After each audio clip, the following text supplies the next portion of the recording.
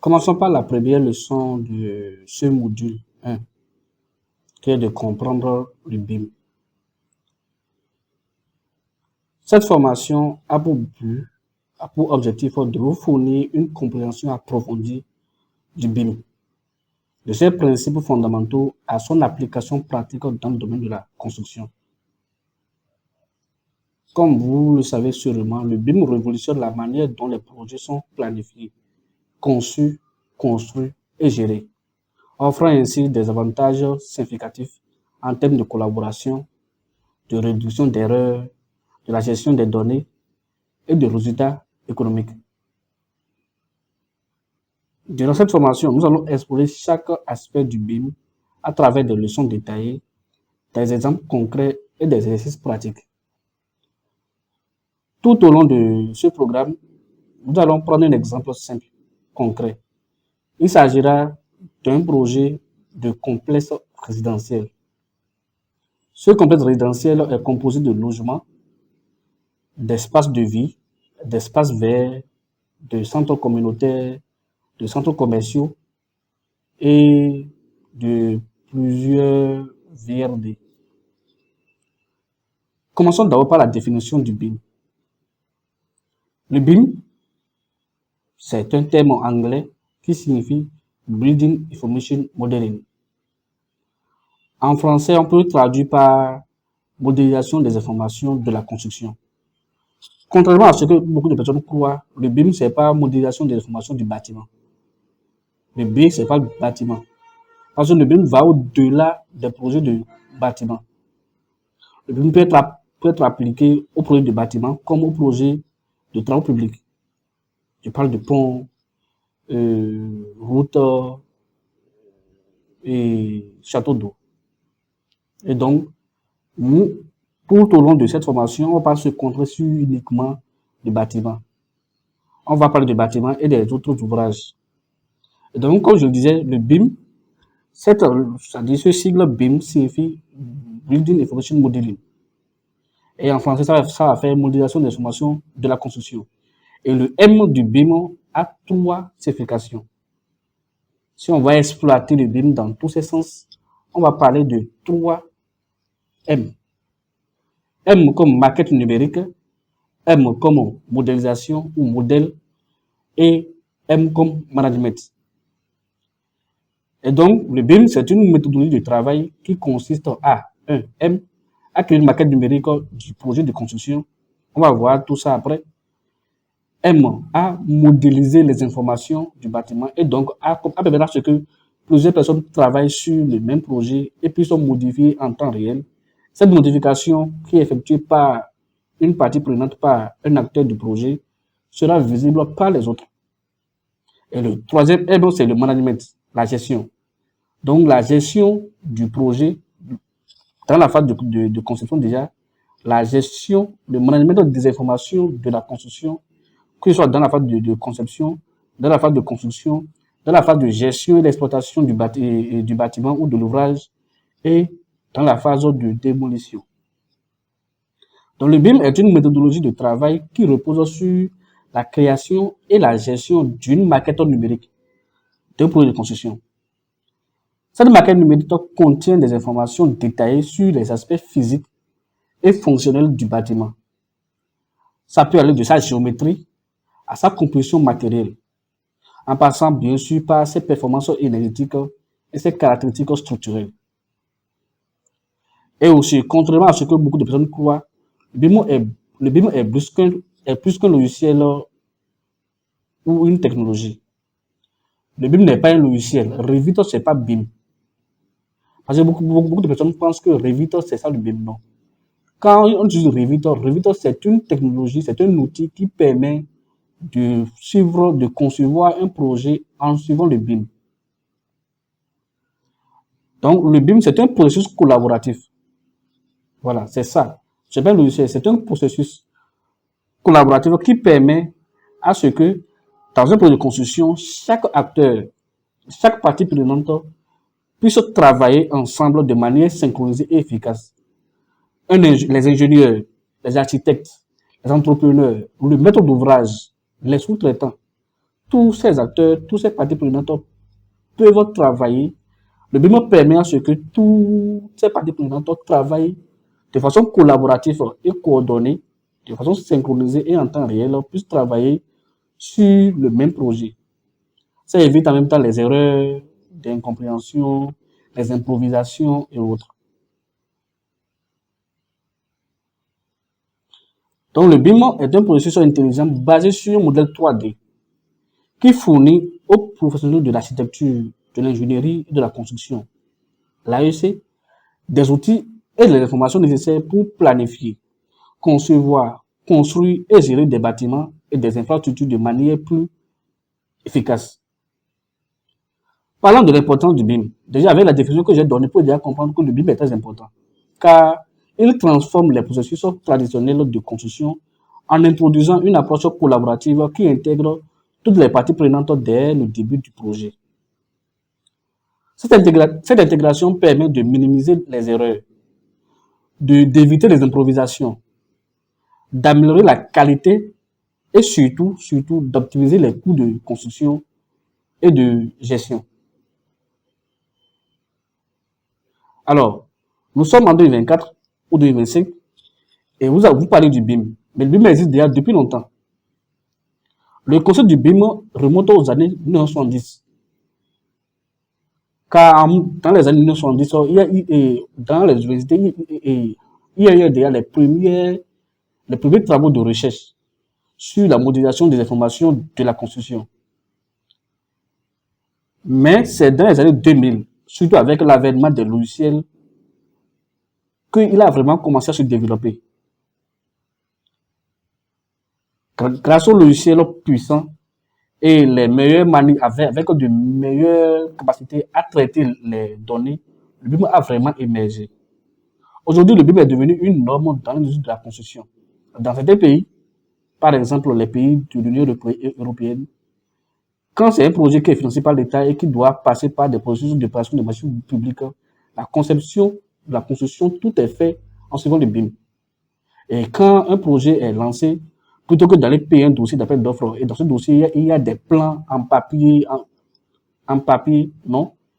Dans ces pays, et dans certains pays, c'est déjà réglementé, le projet doit suivre le BIM. Et comme ça, quand l'entrepreneur qui veut soumissionner un marché public, il prend la maquette numérique, et c'est sur ça, il fait son devis, c'est sur ça, il fait sa proposition financière, et c'est sur ça, il fait son offre technique. Et lors de la construction aussi, les contrôles et autres sont faits en suivant le BIM. On va voir comment les contrôles, les missions de contrôle utilisent le BIM pour pouvoir s'opérer. Et donc le passage du BIM, le passage des méthodes de construction traditionnelles au BIM représente une transition numérique majeure. Là où les dessins 2D et les documents papier sont remplacés par des modèles numériques interactifs et informatifs. Alors, quels sont les principes fondamentaux du BIM? D'abord, le cœur du BIM repose sur la création de modèles 3D détaillés qui représentent non seulement la forme physique des éléments de construction, mais aussi leurs propriétés et leurs relations. Les modèles BIM contiennent des informations riches et détaillées sur les matériaux, les coûts, les calendriers et bien plus encore. Ces informations sont nécessaires et sont accessibles et utilisables par toutes les parties prenantes du projet. Parlant du BIM, le BIM va au-delà de ce qu'on croit. Certains pensent que dimensionner un bâtiment avec robot, c'est déjà faire le BIM. Certains pensent que faire un plan architectural avec Revit, c'est déjà faire le BIM. C'est ça, mais ça va au-delà de ça. Et ça nous amène à voir les dimensions du BIM. Ce que j'ai cité, les plans architecturaux, la modélisation des canalisations et des systèmes de ventilation, la modélisation de la plomberie en 3D comme ça c'est le BIM. Mais tout ça, c'est dans le BIM 3D. Et dans le BIM 3D, c'est une représentation tridimensionnelle des éléments du bâtiment. Les éléments architecturaux, les éléments de structure, les éléments du système MEP. c'est-à-dire les systèmes de ventilation, chauffage électrique électrique et plomberie. Cette représentation permet de visualiser et de concevoir de manière précise les projets. Avec le BIM 3D, comme je l'ai dit, il y a la conception structurelle. Donc, le fait de faire la conception structurelle, prendre les modèles architecturaux et l'ingénieur va travailler sur ça, va faire ses dimensionnements avec un robot si possible ou de façon traditionnelle. Et il va modéliser la structure du bâtiment de A à Z. Plutôt que de fournir des plans de structure en 2D comme ça, le BIM va permettre à ce que on modélise en 3D avec des logiciels appropriés la structure du bâtiment, de la fondation jusqu'en haut. Et comme ça, l'ingénieur structure modélise ça. L'entrepreneur, avec son appareil, avec un appareil dédié, avec une plateforme de visualisation de projet BIM, va savoir, plutôt que de lire sur un plan 2D, va voir en 3D les armatures, va voir en 3D la dimension des éléments, et ainsi de suite. Ça, c'est BIM 3D. De la même façon aussi, la partie architecturale va faire la modélisation 3D du bâtiment architectural avec des rendus permettant aux clients et aux entrepreneurs de savoir la représentation virtuelle du bâtiment. Quand ce sera fini, avec des rendus photoréalistes. Dans le même cas aussi, les spécialistes électriciens vont aussi modéliser leur part. Plutôt que de prendre un dessin 2D et de tracer les lignes électriques, de placer des composantes électriques en 2D, avec des logiciels appropriés, vous le faites bien sûr en 2D, mais c'est possible de le visualiser en 3D. Et cette visualisation est extraite de sorte que quand l'électricien fait son travail, l'entrepreneur ou les sous-traitants qui vont travailler sur la partie électricité vont pouvoir voir en 3D quels sont les conduits électriques, quels sont. Ça va de même avec les systèmes de climatisation, les systèmes d'aération et les systèmes de plomberie. Cela étant dit, passons au BIM 4D. Le BIM 4D, on va parler de la gestion et de la planification du projet. L'ajout de cette dimension temporelle permet de planifier et de gérer les phases de construction. Le BIM 4D permet de planifier et de concevoir et de visualiser l'évolution en temps réel du projet. On va voir tout ça plus tard. Le BIM 5D, c'est l'intégration des coûts pour une estimation budgétaire précise et une gestion financière efficace. Le BIM 6D, c'est la gestion de la durabilité et de l'efficacité énergétique. Aujourd'hui, avec les enjeux du réchauffement climatique, ce n'est plus possible de concevoir un projet sans prendre en compte l'efficacité énergétique. Avec le BIM, c'est possible déjà, et avec des logiciels, même avec Archicad, c'est possible, avec Archicad 2022, c'est possible de concevoir votre projet et de simuler l'efficacité énergétique. De savoir, avec telle dimension de fenêtre que j'ai mise, avec l'orientation des fenêtres, est-ce que, et vous situez le projet sur la carte, vous donnez la localisation géographique du projet, et avec les données météo et tout ça, ça simule l'efficacité énergétique pour savoir, ok, en période de chaleur, est-ce que c'est nécessaire de mettre de la climatisation en Afrique avant d'avoir un bâtiment frais? Et avec Revit, qui est un outil qu'on appelle Dynamo, c'est possible aussi d'utiliser les matériaux, de simuler avec les matériaux que vous utilisez, avec les briques qu'on aura utilisées, avec le béton qu'on aura utilisé, de simuler, de savoir à peu près est-ce que ce bâtiment va pouvoir respirer, est-ce que ça fera bon vivre dedans. Et donc le BIM 6D permet de faire cette partie de la conception. Et après le BIM 7D qui est la gestion des installations et de la maintenance à long terme. On verra tout ça en détail plus tard. Donc avec tout ce que j'ai dit, on peut déjà comprendre les avantages du BIM. Et le BIM facilite une meilleure collaboration entre les architectes, les ingénieurs, les entrepreneurs et autres parties prenantes, réduisant ainsi les risques de malentendus et d'erreurs. L'autre avantage, c'est l'efficacité et réduction des coûts. En fournissant des informations précises et en temps réel, le BIM permet de minimiser les retards, de réduire les coûts de construction et de maintenance et d'améliorer l'efficacité globale du projet. On va aussi parler de la qualité de la sécurité. Tout ça, c'est les avantages. Les simulations et analyses réalisées avec les modèles BIM permettent de détecter et de résoudre les problèmes potentiels avant qu'ils ne surviennent dans la phase de construction, assurant ainsi une meilleure qualité de sécurité sur le projet. Prenons un exemple simple. Le projet de construction de complexe résidentiel. Imaginez un projet de complexe résidentiel comprenant plusieurs bâtiments, des espaces verts, des infrastructures de soutien, des centres commerciaux, des réseaux et voiries divers. Le BIM sera utilisé pour toutes les phases de ce projet, de la conception à la construction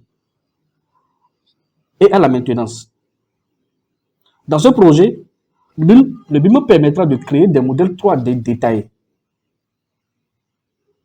de simuler les phases de conception avec le BIM 4D, d'estimer les coûts en faisant le méthode étude de prix avec le BIM 5D, de planifier la durabilité et de tester l'efficacité énergétique avec le BIM 6D et de gérer la maintenance à long terme. Avec le BIM 7D, avec cet exemple de projet résidentiel, dès que le projet est construit, le gestionnaire du bâtiment, on va dire le concierge ou l'intendant des lieux, aura une équipe de BIM 7D qui va, à chaque fois qu'il y aura un problème qui est survenu, avec des rénovations ou bien matériel est gâté, tout cela est consigné dans la maquette numérique. Cela permet, en temps réel, même 10 ans après, de savoir l'état actuel du bâtiment. Quels sont les travaux qui ont été faits? Quels sont les travaux à faire? Maintenant, on ne peut pas parler du BIM sans parler de maquette numérique. On en a parlé en haut. Quel est le rôle de la maquette numérique? D'abord, la maquette numérique est le modèle 3D central du projet. Il est enrichi de toutes les informations pertinentes. Elle est créée dès la phase de conception et mise à jour tout au long du projet. La maquette numérique est utilisée pour visualiser le projet, détecter les conflits, planifier les travaux, estimer les coûts et gérer les opérations de maintenance. Elle est un outil essentiel pour la collaboration et la prise de décision. Quel est son fonctionnement? Les différents acteurs du projet peuvent accéder à la maquette numérique via des logiciels spécialisés. ASICAD par exemple, ou Revit. Je précise, ASICAD permet de faire du BIM. C'est certains qui ne comprennent pas vraiment quelle est sa puissance. Et donc, grâce à des logiciels spécialisés, tous les acteurs du projet peuvent accéder à la maquette numérique. Ça leur permet de visualiser et de manipuler les informations en temps réel, de faire des ajouts, d'extraire des données et de travailler en temps réel sur le projet et sur la maquette numérique. Cela assure une transparence et une cohérence tout au long du cycle de vie du projet. On sera à la fin de cette leçon. Si on va faire un petit résumé, cette leçon nous a permis et a présenté une introduction complète du BIM, de ses principes fondamentaux, de ses avantages et de son application pratique à travers un projet de complexe résidentiel. On a compris que le BIM représente une avancée majeure dans la manière de gérer les projets de construction, offrant des bénéfices significatifs en termes de collaboration, d'efficacité et de rentabilité. Vous, en comprenant les bases du BIM, vous serez mieux préparé à approfondir leurs connaissances et à appliquer ces concepts dans vos projets.